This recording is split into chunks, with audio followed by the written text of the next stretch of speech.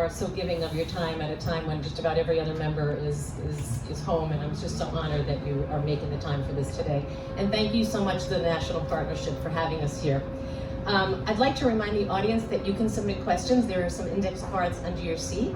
And I'm going to get a little closer to you, just not too close. This couch is fantastic. I feel like I should lay down. No. It's a dish. So, recognizing something that I'm going to guess most of the folks in our audience know is the United States is one of only 2 countries in the world that does not have a national paid leave policy. It's the United States and Papua New Guinea. I'm Fran Pastore. I am the CEO of the Women's Business Development Council in Connecticut, and I also serve as the chair of the board of the Connecticut Paid Leave Authority.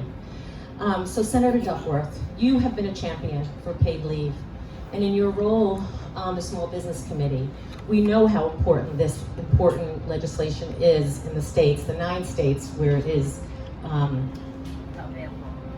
Tell us why this is so important to small businesses and why you personally have championed this cause.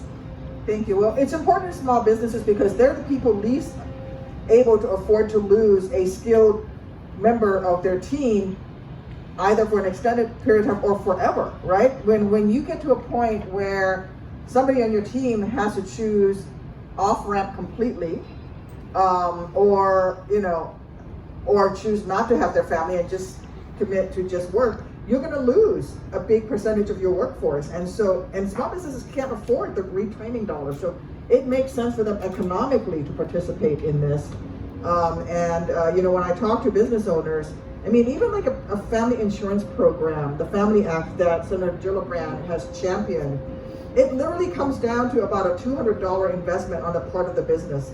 Even the smallest of businesses say, I will pay $200 towards an insurance program that would allow my worker to take paid family leave.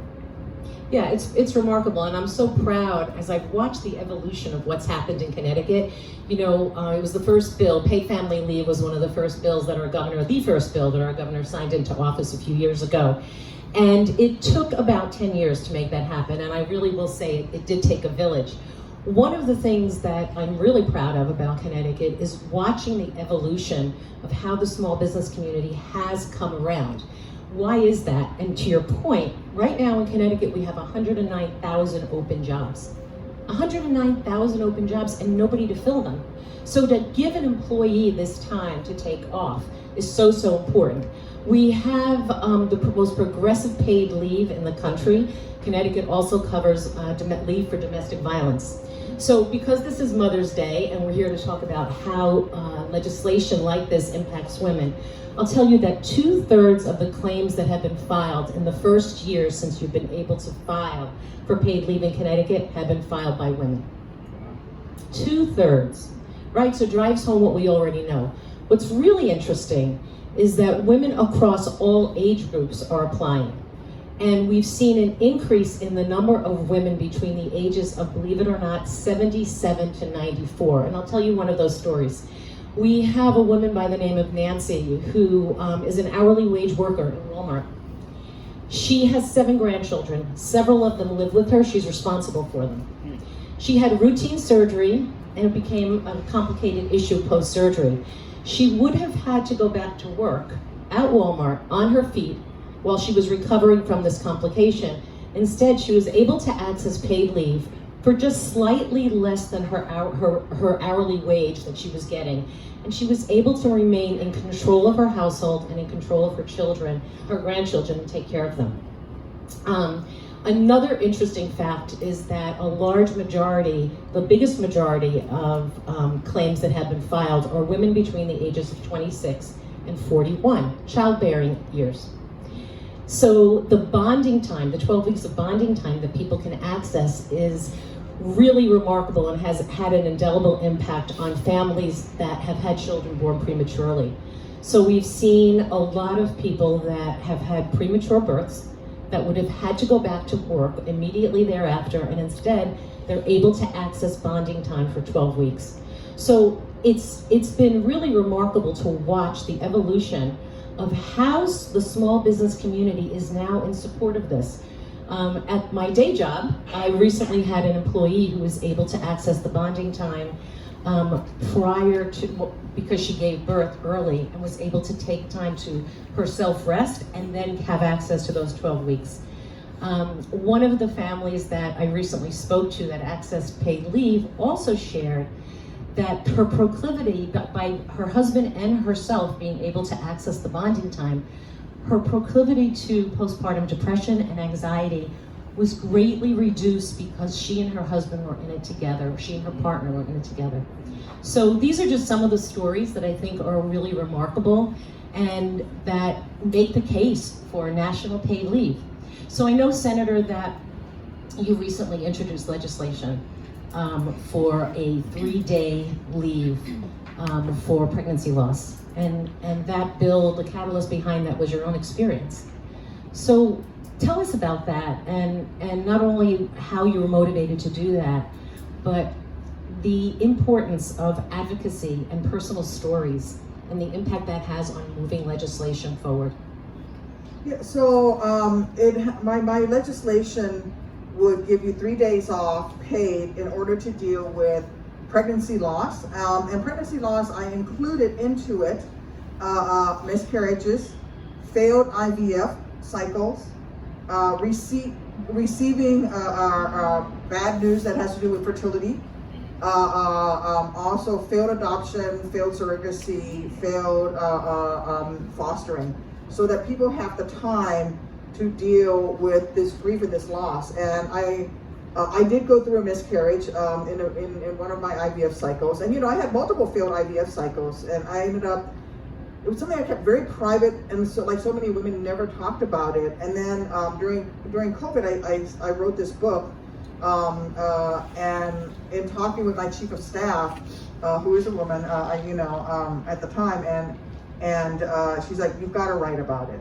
What it was like being on the campaign trail, going through IVF and experiencing loss. We ended up writing about it, and that just was a catalyst for me to talk more about it. And then one of my staff members also went through a miscarriage. And in my office, I have what I call your passion project. And I said, what's the point of working in a senator's office if you don't leverage that position to make a difference in the world in an area that you care about? So I have staff who work on passion projects, from everything from youth soccer in Bolivia to this one staffer. She says, let's work on a paid leave bill to grieve the loss of a child. However you were going to have that child, whether it was through pregnancy or adoption or fostering. And it really has had a lot of people talking about it. And they're like, well, can't you just take paid family can't you just take, FMLS? And I was like, well, no. And sometimes you don't want to go talk to somebody about having just had this terrible loss, and then you need the time to grieve. And so it's really opened a lot of conversations, even among Democratic senators, why this was so important. So it reminds me of a story. A colleague of mine who recently was able to access paid leave has gone through IVF probably 8 times, and working for a really small business. And that small business owner, and I've talked to this small business owner personally, has said, the paid leave is great. It's fantastic because it's relieving me of the burden of, I don't want to lose this employee. I want to support her while she's going through IVF. I was going to pay her anyway. I was going to keep her on the payroll anyway, because that's what you do when you're in a small business of less than 5 employees. You want to take care of people. So for really small micro businesses, these are some of the issues that I think are so helpful for them, that you're paying in Connecticut a 0.5% on your wages up to the Social Security maximum annually, and the ability to give your employees something that just about every other country in the world does. And actually, in those states that you mentioned that have the paid leave or insurance paid leave program, 9 out of 10 employers have said that it's negligible, the difference it has made in their bottom line and in their operations. But in terms of cost, that the costs have been negligible. And so we now have this data, right? So all these businesses are saying, we can't do this nationally. Now we now have this data to show that it actually does not negatively impact the business overall. Right, and in my own personal experience, I would agree 100% with that, right? Someone is out for 12 weeks because they need the bonding time with their family. They're going to be a happier employee when they come back, when they return to work. They're going to be more relaxed. It's going to give them that chance to overcome the challenges of that you experience as a new parent welcoming a child into the world. But more importantly, it didn't cost me anything. It didn't cost me anything because it was insurance, and the money that I would have been paying her, I had a Ted doing the work that she was doing, and it all worked out just fine. So I think that, you know, we have to change the thinking. Let's talk about how we can gather together, a call to action. What are some of the things that you think need to happen in this country to get national paid leave passed, besides what you're all already working on? I think it's outreach to the business community, because ultimately they're the ones that have the big money. They're the ones that are unfortunately funding dark money campaigns that oppose everything from the right to organize to some of these policies. And by the way, the part that doesn't make sense is that over 80% of all Americans nationally support paid family leave. 74% of Republicans support paid family leave. And the number is much higher among Democrats, which is why it averages out to 80%. So it doesn't even make sense that this is a partisan issue that it has become. So part of it is, what can you do? Get Democrats elected. Mm-hmm. I mean, if we had control and if we had the 60 votes, we would have passed this already. Unfortunately, that's the bottom line. But it's crazy because Republican electorates support it. What we have to do is just convince employers and businesses that this is something that will not hurt them, and we have the data to show that it doesn't. We absolutely do, and I think that at least in Connecticut, it did have bipartisan support. And one of the things that I always say is that it does take a village, right? So if you are living in a state where paid family leave has not been mandated, organize, get together, find those champions in your state legislature and make it happen. Because, you know, my feeling is that the majority of the folks that are using this program are women. So since we give birth to 100% of the population, I think we should have something to say when decisions are being made about us, our healthcare, and our bodies. And at that, thank you so much. You're welcome. Well, can I just add one thing? We have allies in this, right? It's not just about those of us who just give birth. Lots of people become parents. So there is overlap with the LGBTQ community and all of that. So we can't leave behind the overlaps and the allies in this fight. Absolutely agree with you. Thank you so much, Senator. It was an honor and a pleasure to be with you today. Thank you, everybody.